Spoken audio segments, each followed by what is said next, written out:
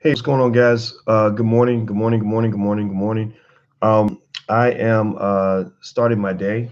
I just got up, and as you guys know, I've been on this this fitness kick for a while, and it's been a lot of fun. And I know this is early in the morning for those of you who are watching live. It's probably about 5 a.m. or something like that. And I want to give a shout out to all the grinders, all the fellow soldiers who are out here hustling, trying to get ahead, trying to get the bread, trying to accomplish things, trying to overcome, trying to achieve, trying to break cycles, trying to do something new, trying to take it to the next level, trying to set an example, trying to just be something that's going to be good for the hood, that's going to take everything and everybody around you to new heights in terms of what they can believe in when it comes to what they can do. Shout out to all those people, everybody who's in that category, because I know it's early in the morning and some of y'all are out here hustling. I want to throw out something. I'm about to put on my morning gear. I'm about to go running. I'm in Central Illinois, so it's cold as hell. But in the morning, I like to hydrate because when you go before you go running, you should have hydration. So I'll drink some Gatorade to put some electrolytes in my body.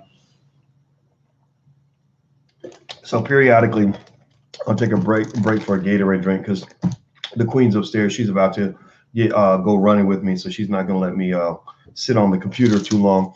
And then I use these Special K protein bars as a way to get protein in my body because I think later on today I might go lift some weights, and it's a good way to put something in your stomach. So that's my routine. So I want to encourage everybody who's looking for an avenue to shift your lifestyle.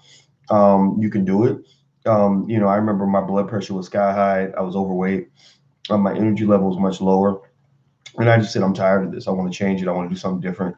And I got an accountability partner who pushed me to do a better job with my life, and I'm very happy that I did that.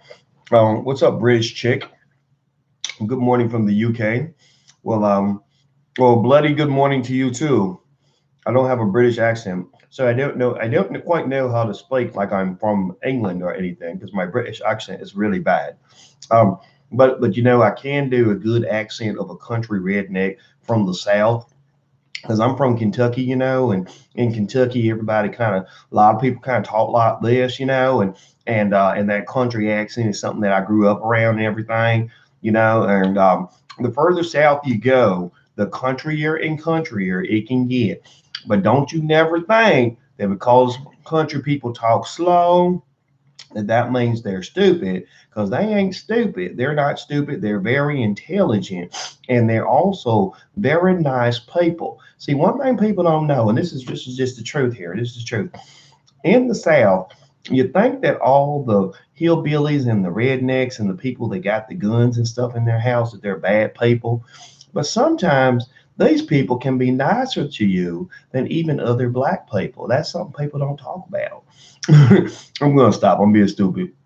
But in all seriousness, though, that is for real though. People who never been to the South, they think everybody in the South is a crazy racist.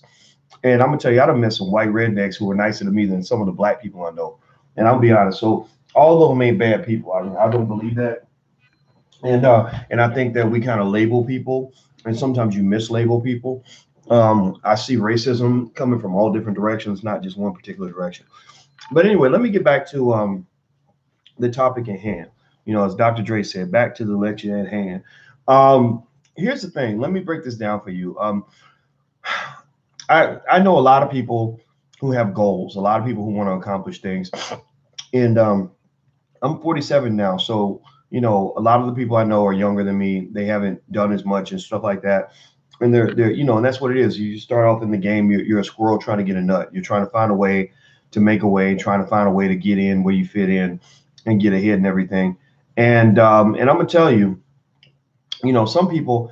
I look at some people and I can tell instantly whether or not they're going to accomplish their goals. Like literally, I can look at somebody, I can watch somebody's habits for about a day or two and figure out like, okay, they're never going to accomplish anything, or oh, that person right there, they really going to do something big. And the question is, how do you do that? Well, I'm gonna tell you the number one factor that drives a lack of achievement amongst people is focus. Focus. It's not so much skill. energy, free time, education level, opportunity. Everybody thinks it's opportunity. Like, oh, well, I didn't get ahead because I don't have the opportunity. And what they never learn is the uncomfortable reality. The uncomfortable reality is that great people know how to create their own opportunities. Like that's the thing. When you're great at what you do and you stand out and you're always kicking ass and taking names, like you will get opportunities because people who have opportunities to give will observe how dedicated you are and how good you are at what you do.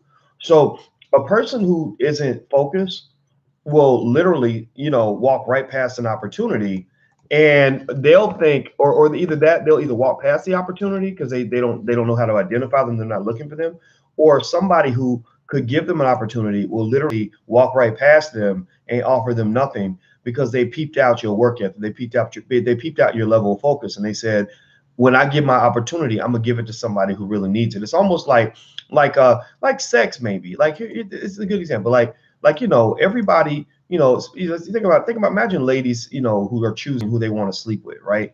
And there's one guy who's like, man, women ain't giving up no sex. Ain't no women don't like sex. Women don't want to have sex.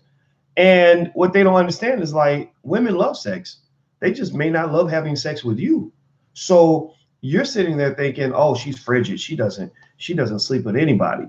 But the thing is, she didn't try to sleep with you because she didn't want you, right? You're not handsome. You're not appealing to her. You didn't do something to spark an interest in her. But your friend, she's sending him text messages while y'all sitting there having a friendly conversation, right? So in a way, opportunities are the same way. People who give up opportunities, uh, you know, they're looking for the right people to share it with. I'm the same way. I've hired people, I've offered people opportunities, jobs, contracts, everything. And I might literally be sitting with somebody who says, oh, yeah, I'd really love to do XYZ 1, 2, 3. And if I see something with that person that tells me that this is not the right person for me to work with, I won't say a word. I'll be like, wow, good luck. I hope you find that. But then somebody else, who wants to do the same thing will show me something that shows me they're hungry, they're focused, and I'll give them an opportunity that the other person didn't even know about. Most opportunities are given in a way that's very, very stealth. Most people don't even tell you that the job is even open because they don't want to announce a job opening. They just waiting for the right person to announce the job opening too. So just understand that if you're young, understand how that game is played. But anyway, the number one reason that people don't achieve their goals, that I've seen, is a lack of focus, and it comes from the fact that you live in a digital age where you've got a million things going on. You got a bunch of crap going on social media. You got everything that you should be thinking about outside of your goal. Everything from what your kids want you to do that day to the fact that to Cardi B having a baby to all your friends text messaging you, Facebooking you, tweeting at you, sending you messages through carrier pigeon, calling you on the phone, all of that. And what'll happen is that you can't get certain things done because your energy is not focused. A person with focused energy who's trying to give me like 5 minutes. Oh, thank you. A person with focused energy who's really putting their consistent time into something, even if they're moving slowly, is usually going to go a lot further than somebody who is super talented, who's trying to do a million things at once. So a lot of times being talented can actually be a curse. A lot of people don't know this, but being super talented can be a curse because talented people tend to think they can do everything. So they'll take on every project, want to work with everybody, want to do everything, want to take major in every subject and all of this stuff because they're so talented and smart. And what they don't understand is that what you're doing is you're taking your talent, you're diluting it because you're not focusing that energy. Like a laser, like if a laser is really focused, it can go through a rock. But if the laser is spread out, it's not even, it can barely warm the surface of a rock. You see? So a lot of people, sometimes being talented can be the worst thing that ever happened to you. It can be the biggest curse. If you don't know how to harness that talent and focus that, then you're not going to go anywhere with that. You're going to be upset. You're going to be, I got a couple of friends like that, super smart, super talented, can't figure out why they can't make no money, can't figure out why they don't accomplish anything, can't figure out why they can't get ahead. And when they got their little friend who's got half their IQ, like, your IQ is 160, their IQ is 102, and that person's just trudging along at one thing, just one thing, focus on that one thing, and they're working on that one thing every day. And the person who's doing the one thing goes, 100 miles. The person who's doing 50 things goes 2 miles in 50 different directions, right? So anyway, let me drink my Gator at home. Hit the like button and the share button and the subscribe button, please. I see Ryan and Savage and Thomas and Chill Will and British Chick. Good morning, everybody. Good to see you. And British Chick says morning from the UK. So that's a lie. It's like afternoon in the UK. Don't be up in don't be in here lying to me, British Chick. I'm playing with you. Actually, it might still be before noon. I don't even know what time it is in London. Maybe you can tell me what time it is. But learn that focus piece. When I was getting my PhD, it was really, really hard. I had to learn a lot of stuff. And the number one factor that helped me to do that, and when I got my PhD, I was the only Black person in the world to get a PhD in finance that year. The only Black person on earth to get a PhD in finance. It was hard as hell. This jacket is too small. I need another jacket. And the reason I was able to do it was because that was all I did. Like, that was just my number one obsession. My number one obsession was, how am I gonna, get through this program and graduate? And that was when I learned the power of focus. And so, I just want to encourage everybody who's out here, like find something and focus on it. Don't be like these other lames. I knew a lady who was trying to start a business. Business wouldn't get off the ground, wasn't ever making no money, and she didn't understand why. And I said, well, number one, you got 18 businesses, all of them making $1 a year. So maybe instead of doing 18 businesses making $1 a year, maybe you should do 2 businesses or 3 businesses, that can make a few $1,000s a year. I said, number two, you're easily distracted. I said, there's times where I notice you'll go 3 weeks without responding to email because you got carried away with something else, or you're working on a different project. I said, you can't do that. You got to have a list of things to do every day, and you gotta swear by that list. You need to worship that list. Be a slave to that list. Be a slave to that game. If you can't be a slave to something that you really want, everybody's a slave to something. Everybody has something they got to answer to. I said, if you're not doing the same thing every day, then you're probably not going to achieve much, because most big goals are accomplished with not just a couple of weeks of really hard effort. They're accomplished with thousands of hours of continuous effort in the same direction over several years. So most people don't got it in them. So anyway, let me see. Somebody says, Boyce, do you follow David Icke? No, I don't know who that is. So feel free to share the link with me. But anyway, I'm about to go do my run. And which again, that's one thing I've been doing. I don't run fast. I don't run far, but I run every other day. And I've been doing it for a year and a half. And so if you ever want to know why, I went from being overweight and literally obese, on my way to obese, with high blood pressure, to, slimming down quite a bit. It's from that consistency. Even if you ain't moving fast, you keep moving. You just keep moving. So when I'm running, I'll be like, damn, I'm tired. I don't want to run anymore. So I'll be like, okay, boys, start walking. Just keep moving. Just keep moving. Cover that 5 miles, cover that 8 miles, cover that 10 miles, whatever. And I'm going to keep working on that. I did a 9-mile race the other day. I did a 10-mile race and a half marathon, which things I never thought I'd do. And eventually I'm going to do a full marathon. And I'll keep you guys posted when I get there. It's going to be huge. It's going to be huge for me, because I never thought I could do that, So find something you want to do, something that really matters to you, and just tell yourself every day, no matter what, I'm going to do something. I'm gonna do something in the direction of that goal. That's how you achieve big goals. You eat an elephant one bite at a time. Don't be like these other lames out here. Everybody talking shit. Everybody talking about what they're gonna do. I don't care about, some of y'all mentioned this election day. I love you, but I just don't give a shit, because these politicians, yappity yap yap yap, yeah, yap yap yap. We're gonna do this, we're gonna do that, and they don't do nothing. They don't do nothing. This government's going to hell because they can't get nothing done. They fight so damn much. The deficit's out of control. U.S. infrastructure is falling apart. I went to China. They have bullet trains in China. We ain't nowhere near bullet trains. We got motherfucking Amtrak, and even Amtrak can't make a profit.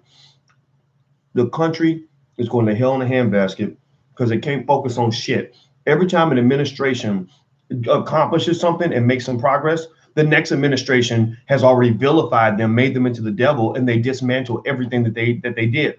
So Obama's like, we did Obamacare. That's my signature achievement. I think Obamacare is a good thing. But what do the Republicans do?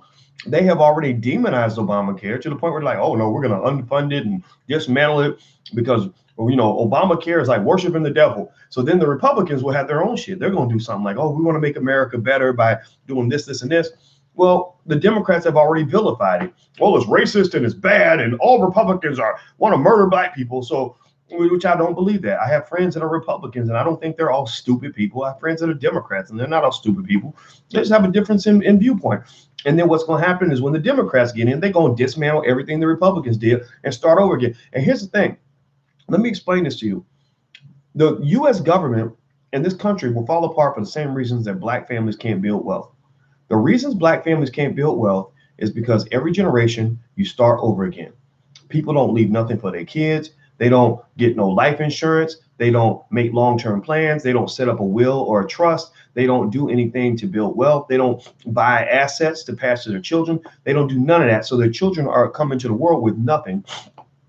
So your daughter is 19 years old. She's a single mom, and she's making $200, $300 a week. How's she going to build wealth? She's starting all over again. She should have been set up by her daddy and her mama 20, 30 years earlier. If somebody had started building wealth for you in the 80s, you'd have plenty of wealth right now. But what nobody thinking about 2018 in 1988? Everybody was thinking about 1989 back in 1988. So basically, we can't build anything because we can't focus a long term and stick with one thing, build it up so you can pass it to the next generation. So in a way, this kind of links to like the government's going to fall apart for the same reason a lot of black families can't get ahead. So if you ever want to get ahead, you plan ahead. Number one, you got to make long-term plans. The first person to think about the future is the person who controls that future. The first person who gets there mentally is the person who will be on top when the future actually arrives. Like if my mind can go to 2030 before your mind does, and I'm planning and plotting and investing and preparing for 2030, who do you think is going to be on top, me or you? I'll be on top if I'm thinking about 2030 before you do, or you'll be on top if you're thinking about 2030 before me.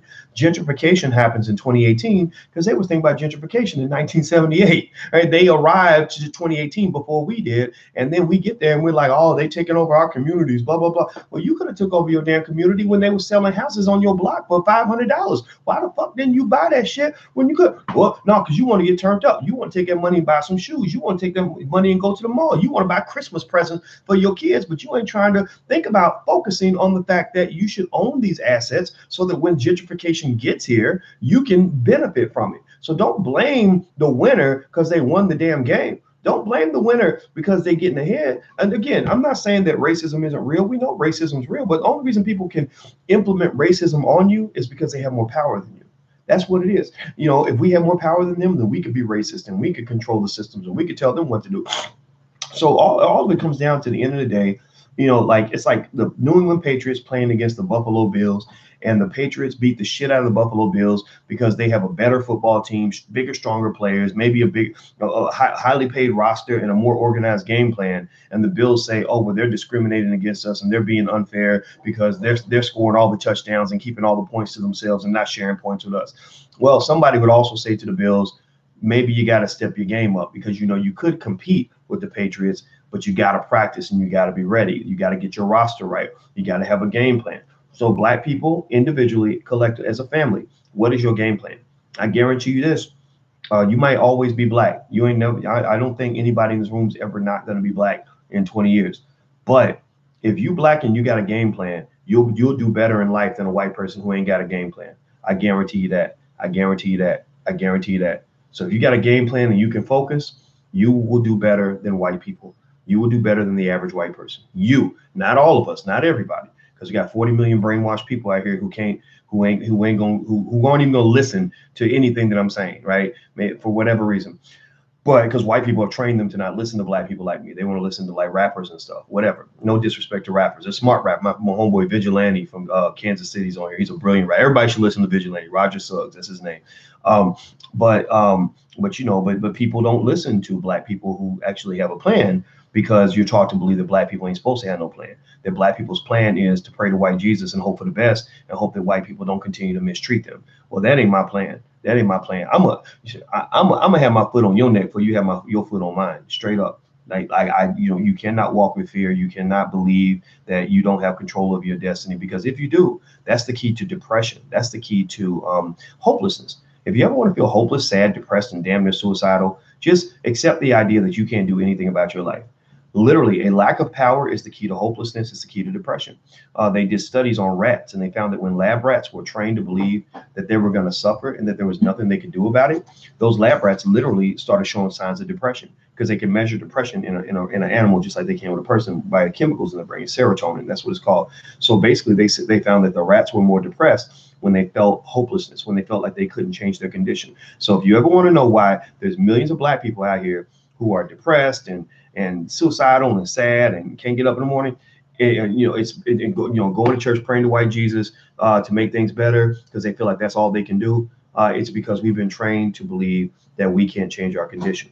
So if you want to know how I feel about the fact that it's election day, I just don't give I can't give a shit. I checked my pockets, I checked my book bag, and I checked upstairs, and I was looking for a shit to give. I was like, I gotta give a shit about these elections. And I looked everywhere, and I looked all over the house, and I can't find the shit to give.